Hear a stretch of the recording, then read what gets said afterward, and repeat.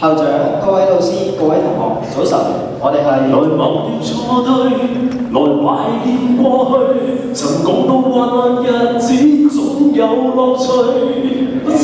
Well, actually，其實我未講完晒我要講嗰啲嘢咯。你做咩咁好長跑咧？今日？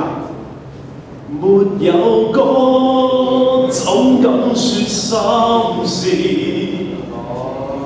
喂，其實你咁你做邊有心事啊？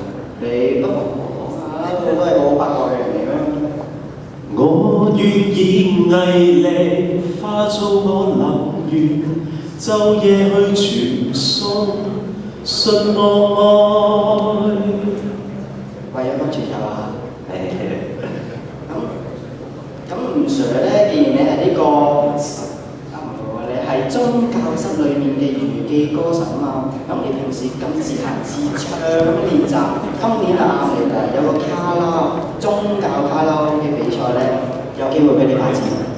係啊！嗱喺12月13號開始嘅 RS 堂咧，就會舉行我哋今年嘅宗教卡拉 OK 比賽啦。咁同學咧可以揀一首有信仰意義嘅歌作為獨唱也好，作為獨唱也好，甚至乎叫埋老師上去唱，仲可以更加高分添。哇！幾年前咧，有成幾十位老師同學咧一齊好細歡騰嘅聖誕節之前咧去同做私恩嘅。不過希望你唔好再唱咁住歌咯。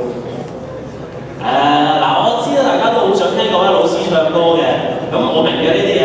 不過咧，最重要咧就係我咧記得要同大家講解一下你揀選呢隻歌嘅意義同祝福，希望大家可以唱出信德，活出信仰。好，咁大家呢兩日咧就會收到海報同埋宣傳㗎啦。咁咧大家就可以早啲報名，早啲練習㗎啦。好，走啦，唔錯，唔錯。記住啊，預備仔，我哋要喺信德年入面唱出信德，活出信仰。